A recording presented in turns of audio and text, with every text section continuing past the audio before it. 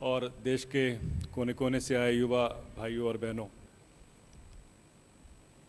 ये घोटालों के देश में पिछले कई दिनों से हम देखते आ रहे हैं कि 2G का घोटाला, कॉमनवेल्थ गेम्स का घोटाला और फिर कोलगेट का स्कैंडल, इन सब घोटालों के बीच में एक ऐसा घोटाला है जो मेरा ये मानना है कि वो सबसे बड़ा घोटाला है देश में, जिसमें कभी चर्चा उसकी नहीं होती। वो चर्चा इसलिए नहीं होती कि वो आम आदमी से जुड़ा हुआ है, वो गरीब आदमी से जुड़ा हुआ है, और वो है देश का किसान। आप सब जानते हैं कि भारत में किसानों की क्या दुर्दशा है। कई सालों से आप सुनते आ रहे हैं कि किसानों की आत्महत्या बढ़ती जा रही हैं। इस सारे माहौल में हमें ये बताया जाता है कि हम सरकार जो है वो किसानों को जो ऋण है वो उपलब्ध करा रही है कम ब्याज पर, जिससे कि किसानों को बहुत फायदा हो रहा है। अभी जो पिछला बजट था उसमें उन्होंने कहा कि हमने किसानों के लिए इस साल यानी 2013-2014 में 7 लाख करोड़ रुपए का कृषि का ऋण देने जा रहे हैं। 7 लाख करोड़। और उसमें ये खास बात यह है कि अगर आप समय पर वो ऋण चुकाते हैं तो आपको मात्र 4% उस पर ब्याज लगेगा। तो ये समझ में आता है कि किसानों को तो बहुत फायदा हो रहा होगा इस ऋण से। लेकिन जब हमने अंदर जाके देखने की कोशिश की तो ये पता चला कि ये जो 7 लाख करोड़ इस साल दिया गया है, पिछले साल वो 5.25 लाख करोड़ था, उससे पिछले साल 5.25 लाख करोड़ था, और पिछले 10 सालों में तकरीबन इसकी 750% इसकी बढ़ोतरी हुई है ऋणों की। तो ये ऋण तो किसानों को जा रहे हैं, तो किसानों को तो फायदा होना चाहिए, तो आत्महत्याएं क्यों हो रही हैं? अगर 4% पे ऋण मिलता है किसान को, छोटे किसान को, तो लाजमी है कि अगर उसका उपयोग करता है पैसे का, तो उसको फायदा होना चाहिए। लेकिन यहां तो विपरीत हो रहा, सब देख रहे हैं, उल्टा हो रहा है। प्रधानमंत्री खुद ये मानते हैं कि आज कृषि में इतना गंभीर संकट है जो पहले कभी नहीं हुआ। एक तरफ तो मैंने जैसे आपसे कहा कि पिछले 15 सालों में तकरीबन 3 लाख किसान जो हैं वो आत्महत्या कर चुके, और उसके साथ अगर हम देखें तो 40% किसान खेती छोड़ना चाहते हैं। अगर उनको आज मौका मिल जाए या कुछ और उनको अच्छा करने को मिल जाए तो वो खेती छोड़ना चाहते हैं और शहरों की तरफ वो प्लान करना चाहते हैं। और एक तरफ हम कह रहे हैं कि हम किसानों को इतना ऋण दे रहे हैं जिससे ऋण से उनको फायदा होना चाहिए, उनकी समृद्धि होनी चाहिए। तो कहीं ना कहीं तो गड़बड़ है। और जब इसको थोड़ा सा आप इन्वेस्टिगेट करें तो पता चलता है कि जो 7 लाख करोड़ की बात करते हैं उसमें से मात्र 6% जो है वो किसानों को जाता है। मात्र 6% ऋण जो है वो किसानों को जाता है। बाकी ऋण जो है वो उद्योगपतियों को जाता है, बड़े घरानों को जाता है, कॉरपोरेशंस को जाता है। यानी इसका मतलब ये हुआ कि इस साल सरकार ने जो 7 लाख करोड़ रुपए का आवंटन करना है ऋण का, उसमें से सिर्फ 50,000 करोड़ रुपया जो है वो जाएगा मात्र किसानों को, और बाकी सब बड़ी बड़ी कंपनियों को जाता है खेती के नाम पर। तो ये भी एक देखिए कितना बड़ा घोटाला है देश के सामने कि ऋण भी जो किसानों को दिया जा रहा है उसमें भी हमें एक तरह का छुपाया जा रहा है, घोटाला ये किया जा रहा है कि उनको सस्ते दरों पर आप उपलब्ध कराते हैं और वो किसानों के नाम पे करते हैं। आपको हैरानगी होगी जानकर कि जितना ऋण दिल्ली और चंडीगढ़ में दिया जाता है, सिर्फ 2 शहरों में, दिल्ली और चंडीगढ़ में जितना ऋण दिया जाता है उतना ऋण झारखंड, छत्तीसगढ़ और बिहार में किसानों को नहीं मिलता।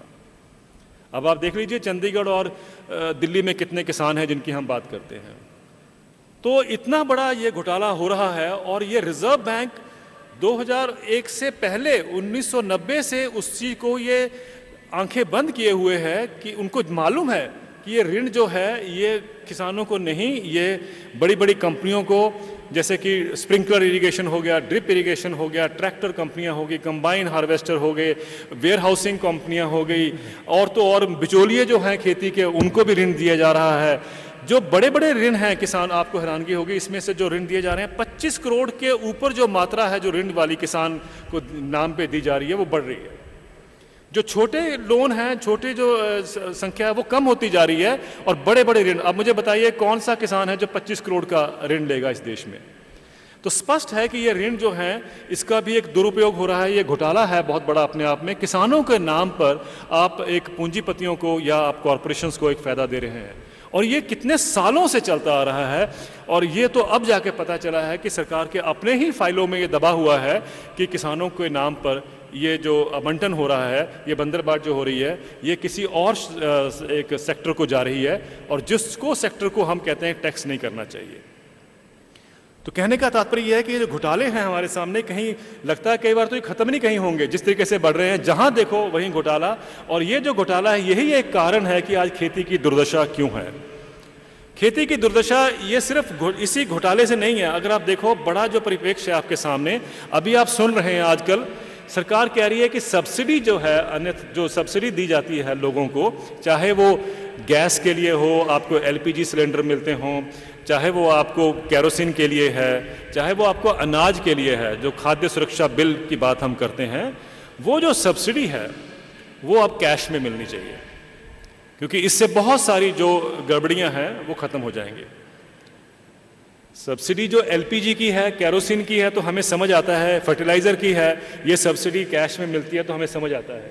लेकिन खाद्य सुरक्षा के नाम पर जब हम ये करेंगे कि आपको आगे से कूपन मिलेगा, कूपन जाके आप कहीं भी अनकैश कर सकते हैं, तो हमने उसे, उसकी जो असली सोच है या उसकी मंशा है, उसमें हमें जाने की ज़रूरत है, समझने की ज़रूरत है, ऐसा क्यों हो रहा है। ये कहा जाता है कि अमेरिका में गरीबों को कूपन दिए जाते हैं। कूपन का मतलब यह है कि आपकी जितनी भी एंटाइटलमेंट है, जितनी भी आपको जो मिलना चाहिए, वो जो है आपको एक कूपन के मात्र में मिला। कूपन जैसे आपने किसी दुकान पे पेश किया, दुकान ने आपको खाद्यान्न पदार्थ जो आपको उपलब्ध होने चाहिए वो आपको दे दिए, और वो जो दुकान है वो जाके सरकार से सब्सिडी को ले लेगी। तो उसमें जो ये पब्लिक डिस्ट्रीब्यूशन सिस्टम है, जो राशन शॉप्स हैं सारे देश में, जिसमें हम ये मानते हैं कि बहुत भ्रष्टाचार है, उसको ख़त्म कर दिया जाएगा। और ये भी कहा जाता है हमारे विद्वानों द्वारा भारत में कि जब ये ख़त्म हो जाएंगे, ये जब कूपन सारे सिस्टम शुरू हो जाएगा, तो इससे गरीबी और जो भूख है वो कम हो जाएगी। और ये इस पे स्टडीज़ आ चुकी हैं जो ये कहती हैं कि इससे भूख जो है वो कम हो जाएगी। लेकिन मेरा ये कहना है कि क्या अमेरिका में भूख कम हुई है? अमेरिका में इतना संपन्न देश होने के बावजूद अमेरिका में आज तकरीबन 50 मिलियन यानी 5 करोड़ लोग जो हैं वो भूख की रेखा से नीचे हैं, और ये नंबर बढ़ा है पिछले 25 सालों में, कम नहीं हुआ। आज ये हालत है कि 4 में से 1 आदमी अमेरिका में तो गरीबी रेखा में आता है, और 7 में से 1 आदमी भूखा है। तो अगर ये कूपन से भूख मिटती अमेरिका की, तो भूखे को जो नंबर है वो तो कम होना चाहिए था, लेकिन वो तो बढ़ रहे हैं। इसका मतलब है वो भी जो सिस्टम है वो ठीक नहीं है। राष्ट्रपति प्रणब मुखर्जी ने जब पार्लियामेंट को संबोधित किया तो उन्होंने कहा कि 2014 अप्रैल यानी इलेक्शन से पहले सरकार खाद्य सुरक्षा जो बिल है उसका सारा जो निवारण है वो कूपन के माध्यम से करेगी। अब आपको ये जानना है कि खेती के ऊपर जो संकट है इसमें कूपन का क्या लिंक है, क्या इसका रोल है। सरकार ये चाहती है कि खेती में हमारे देश में 60 करोड़ किसान हैं। सरकार चाहती है कि ये किसान और जो मजदूर हैं ये खेती से बाहर निकल के शहरों की तरफ आए। तो वो सारी जो कोशिश है उनकी, वो किसी न किसी तरीके से ऐसी है कि उसमें से लोगों को खेती से बाहर किया जाए। उसमें एक कूपन जो है उसका एक बहुत बड़ा योगदान होगा। कैसे? जब कूपन मिलेंगे तो क्या होगा कि जिस गरीब परिवार को कूपन मिलता है वो किसी भी दुकान में जाके उसको एनकैश करेगा, यानी उसको पेश करेगा। उसको जो आटा दाल या हर एक स्टेट में अलग अलग है, चावल 3 रुपए पर, 2 रुपए में गेहूं, 1 रुपए में मिलेट्स, ये मिलेंगी अगर, तो वो जाके दुकान से लेगा। दुकान में जो वो कूपन है, वो अपने जितने भी कूपन आएंगे वो उसको सरकार सीधा उसको सब्सिडी दे देगी। इसका मतलब यह हुआ कि देश में जितनी राशन शॉप्स खुली हुई हैं उनकी जरूरत नहीं रहेगी। जब देश में राशन शॉप्स की जरूरत नहीं रहेगी तो सरकार को वो बंद हो जाएंगी आस्ते आस्ते, तो सरकार को प्रोक्योरमेंट करने की जरूरत नहीं होगी। जो आपको उसमें अनाज भेजना पड़ता है देश के कोने कोने में, वो सरकार को भेजने की जरूरत नहीं होगी। जब वो सरकार ने को नहीं करना है तो जो प्रोक्योरमेंट होती है, यानी जब कटाई होती है, आप जानते हैं सरकार खरीदती है उसको, तो जब सरकार किसानों का जो फसल है उसको खरीदती है, तो जब उसकी प्रोक्योरमेंट नहीं होगी तो इसका मतलब है कि फूड कॉर्पोरेशन ऑफ इंडिया, जो आप जानते हैं एक ऐसी बॉडी है, खाद्य निगम जो है भारत का, वो जो उसमें उसका जो रोल है वो भी खत्म हो जाएगा।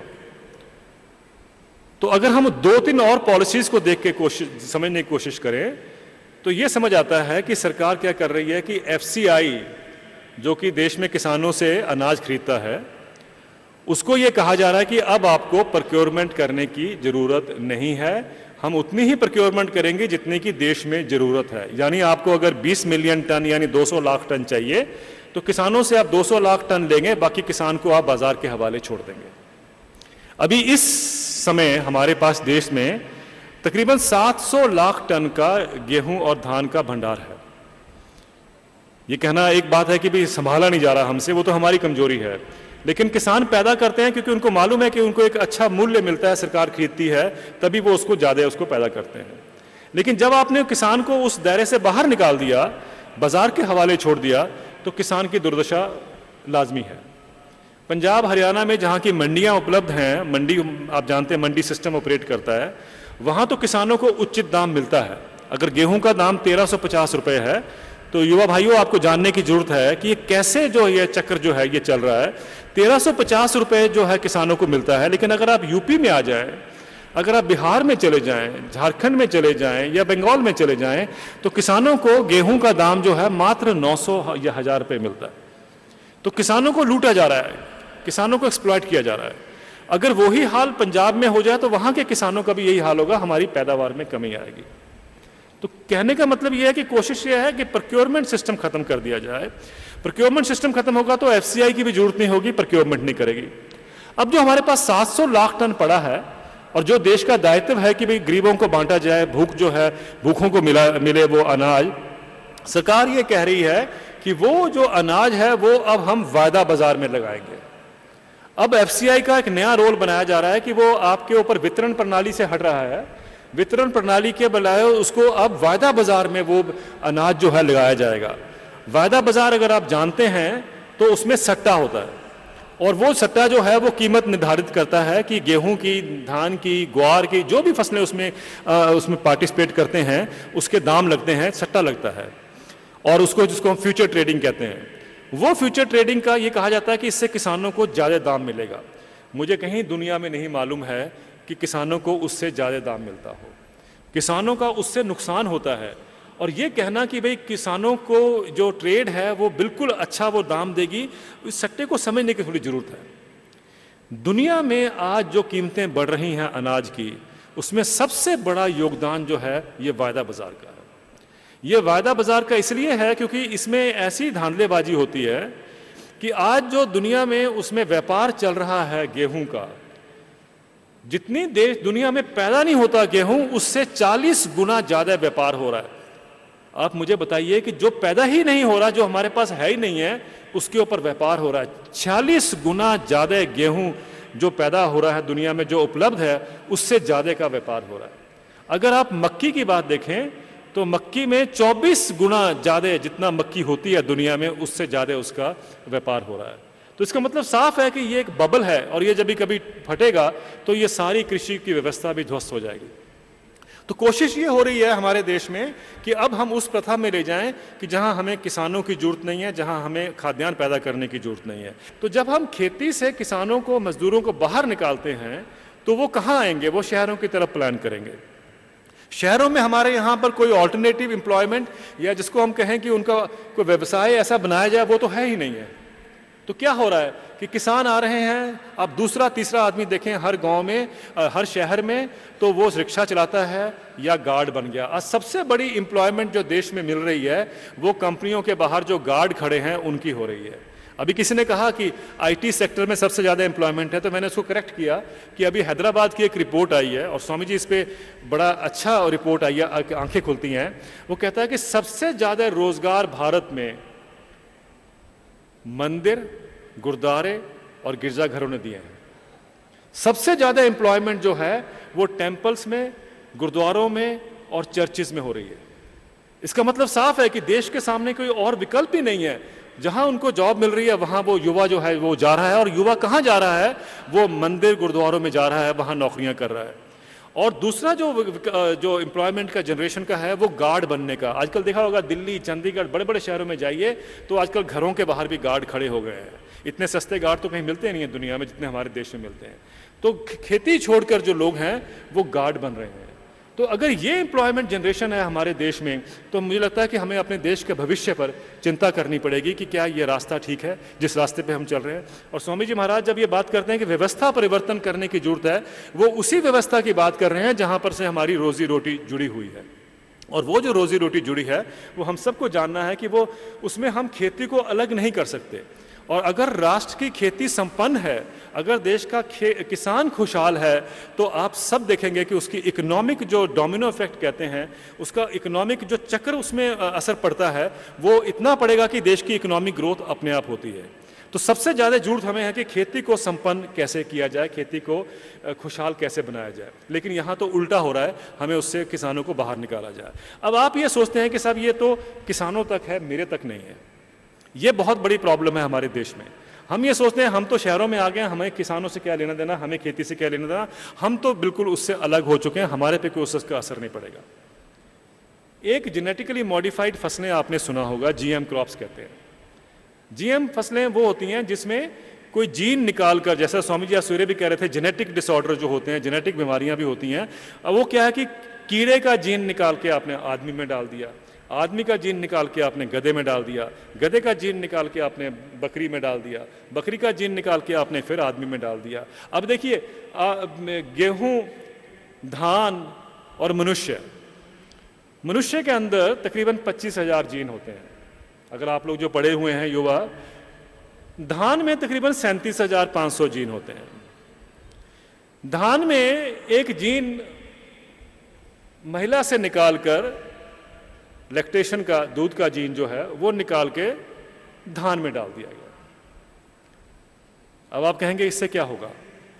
अब आपके सामने एक ऐसा धान लाया जा रहा है जो धान आप खाएंगे तो वैज्ञानिक कहते हैं कि आपका डायरिया कंट्रोल हो जाएगा, क्योंकि वो जीन उन्होंने पुरुष से, इंसान से निकालकर, माँ का जीन अब वो उसमें डाल दिया है धान में।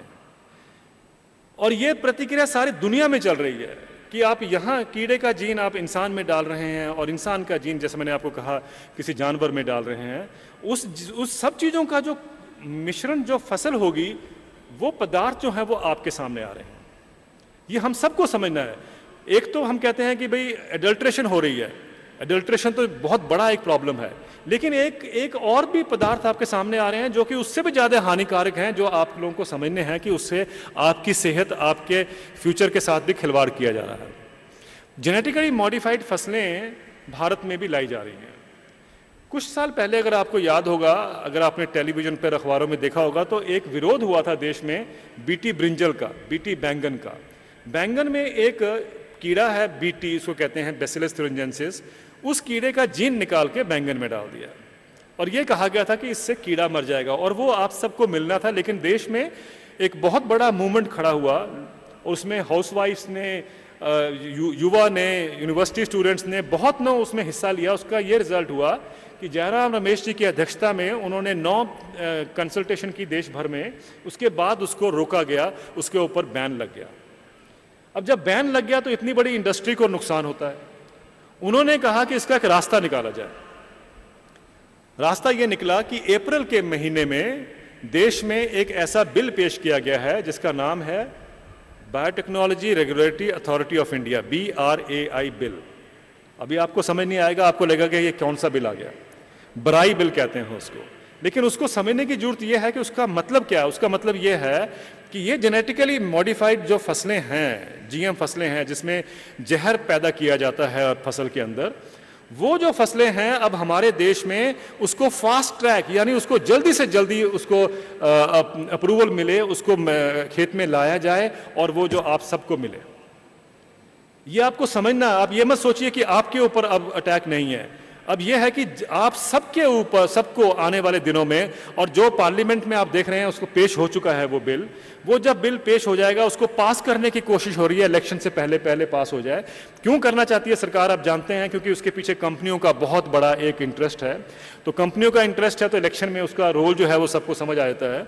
तो उसको करने के लिए, और जो देश में एक उसके खिलाफ एक आवाज उठी थी, उस आवाज का कोई मतलब नहीं है। कहीं चर्चा नहीं हो रही है देश में कि इस बिल के अंदर क्या प्रावधान होनी चाहिए। एक राइट टू इंफॉर्मेशन का जो एक प्रावधान है वो भी उसमें से हटा लिया गया है कि आप उसमें चैलेंज नहीं कर पाएंगे कि इसमें अंदर क्या है हमें बताया जाए। वो आपको लेना ही लेना है। एग्रीकल्चर तो स्टेट सब्जेक्ट है, उसमें ये होता है कि स्टेट्स अपने डिसाइड कर सकते हैं कि हमें क्या करना है। लेकिन अब उसमें यह भी प्रावधान हटा दिया गया है कि जो सेंटर कहेगा कि भाई आपको ये फसलें जेनेटिकली मॉडिफाइड लगानी है तो आपको लगानी है। क्योंकि बहुत सारी स्टेट्स ने ऑपोजिशन किया है, कहा है कि हमें ये फसलें नहीं चाहिए। वो इसलिए नहीं समझ पाते बहुत सारे लोग क्योंकि आप और हम नहीं समझते। और आप और हमें ये समझने की बहुत ज़रूरत है कि ये जो जेनेटिकली मॉडिफाइड फसलें हैं इससे आपको क्या नुकसान होगा या क्या आने वाले दिनों में इसका आपके ऊपर इम्पैक्ट पड़ेगा। अभी एक हाल में एक अध्ययन हुआ है चूहों पर। जब भी हम इन चीज़ों का अध्ययन करते हैं तो चूहों पे करते हैं, और अगर आप उसकी फ़ोटो देखें, अखबारों में सब जगह छपी हैं फ़ोटो हैं, वो फ़ोटो देखें तो चूहों में इतने बड़े बड़े ट्यूमर्स हो गए हैं, इतने बड़े बड़े उनको कैंसर हो गए हैं। 70% उसके कैंसरों की जो पॉसिबिलिटी थी बढ़ गई चूहों में। और अगर आप उनका फ़ोटो का भी देखें तो पूरी बॉडी जो है वो इतने बड़े बड़े ट्यूमर से लदी पड़ी है। कहने का मतलब ये है कि अगर वो चूहों में उसका जेनेटिकली मॉडिफाइड फसल खाने से इतना भयंकर नुकसान हो सकता है, तो भाई और बहनों ये आपकी और हमारी बारी भी दूर नहीं है। क्योंकि अगर चूहों पे जब ट्रायल किए जाते हैं तो उसके बाद फिर हम ह्यूमन बीइंग पे लेके आते हैं, इंसान पे लेके आते हैं, आदमी पे लेके आते हैं।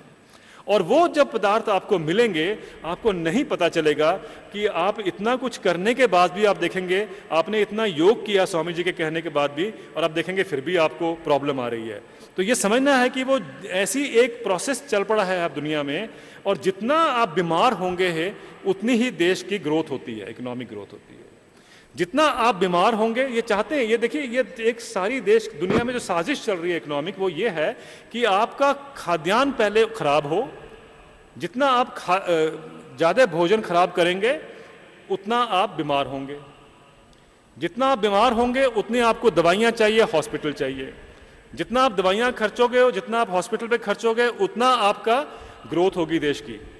और जितना आपको दवाइयों पे खर्चा होगा, हॉस्पिटल का होगा, तो उसका इंश्योरेंस पे फर्क पड़ेगा। इंश्योरेंस इंडस्ट्री ग्रो करती है। यही एक कारण है कि भारत में FDI इंश्योरेंस पे लाने की बहुत जल्द हो रही है, बहुत कोशिश की जा रही है कि उसको लाया जाए, क्योंकि इंश्योरेंस कंपनियों को फायदा होता है।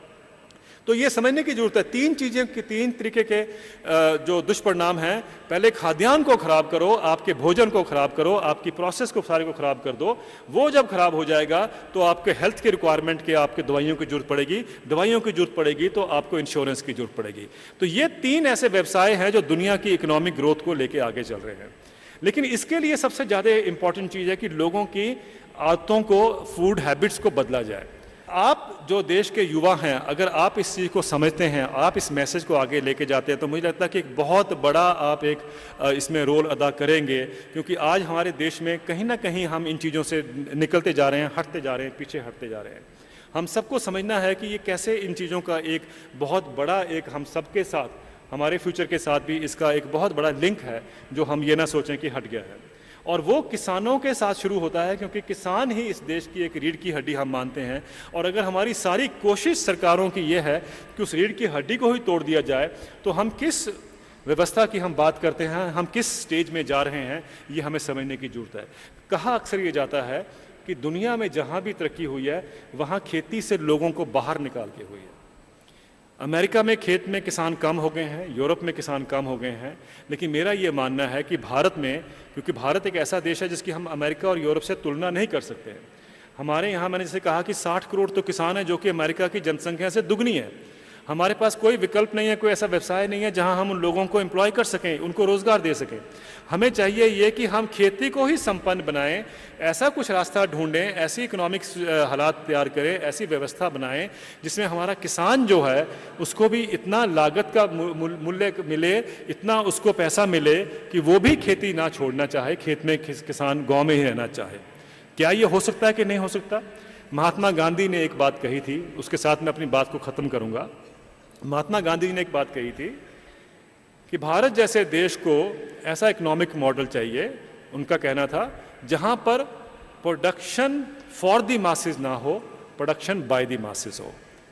यानी जो भी हम पैदा करें बाहर से नहीं आए, हमारी रिक्वायरमेंट पैदा करने के लिए हमारे देश में ही हम उसको पैदा करें, उसी से हर हाथ को काम मिलेगा, और हर हाथ को काम मिलेगा तो देश की उन्नति जो है उसके साथ ही जुड़ी हुई है। तो भाई और बहनों, ये घोटाला की जो श्रृंखला है, इसमें हमें समझने की ये जरूरत है कि ये बड़े बड़े घोटाले तो हमने देख लिए जो टेलीविजन पे और अखबारों में आप पढ़ते हैं, लेकिन ये जो खेती के साथ घोटाला हो रहा है और जो आपके साथ भी खिलवाड़ हो रहा है, मेरा मानना है कि वो भी उसी श्रृंखला का एक हिस्सा है जिसको आप और हमें जानना जरूरी है, उसको और समझने की जरूरत है। और अगर आप चाहें कि उसका क्या उपचार है, तो पतंजलि में आपके पास समय होगा थोड़ा सा, इस शिविर में एक छोटा सा प्रयास यहाँ चल रहा है जो कि अब बहुत बड़े रूप में उसका स्वरूप हो चुका है। वो है कि chemical free agriculture. Swami ji के आशीर्वाद से केमिकल फ्री एग्रीकल्चर, यानी उसमें कोई रसायन का उपयोग नहीं होता है, ना उसमें केमिकल फर्टिलाइज़र, ना पेस्टिसाइड्स, और ना ही हम हाइब्रिड बीजों का इस्तेमाल करते हैं। और वो खेती अच्छे अच्छे किसान जो देश के हैं जाने माने, उनको लाकर वो एक ऐसी खेती व्यवस्था बनाई जा रही है ताकि वो देश के सामने मॉडल बन जाए। आप लोग उससे सबक लें, उसको देखें, उस मैसेज को आगे लेके जाएं। इसमें मुझे लगता है कि एक बहुत बड़ा योगदान युवा भाइयों और बहनों का हो सकता है। और वो जो है स्वामी जी से मैं आग्रह करूंगा कि वो किसी दिन थोड़ा समय दें इन सब भाइयों बहनों को, देख के आएँ, आप देखें कि कैसे वो हो रहा है और वो गाँव में हम कैसे लेके जा सकते हैं। तो आप उसका एक मैसेज को ये कन्वे करने के लिए आप एक हमारे एम्बेसडर हैं जो उस बात को आगे लेके जाएंगे, इस आशा के साथ कि ये क्रांति की शुरुआत खेती में बहुत ज़रूरी है लाने के लिए। बहुत बहुत धन्यवाद आपका।